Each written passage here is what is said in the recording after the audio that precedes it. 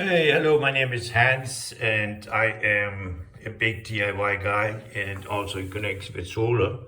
And my solar DIY site is Lux Solar.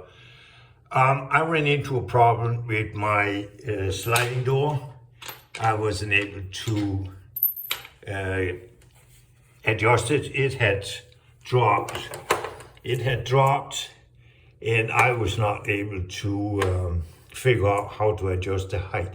So first I took off this copper plate, 2 screws, and then I have a 4-inch number 2 filled with screwdriver. You think, you get one of these, this one, it didn't work, nothing.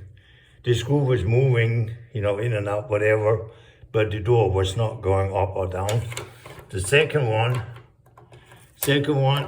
I couldn't, there was nothing, it was just like, and then it's another tool here, I think they holding just something tight. And then the top one is also an adjustment for something, but with no up and down result. So I was really scratching my head, went on YouTube and neighborhood site, trying to get some help, but unfortunately with no avail.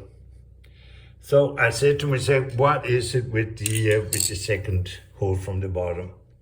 So I went down, bought myself an 8-inch number 2 filled with screwdriver.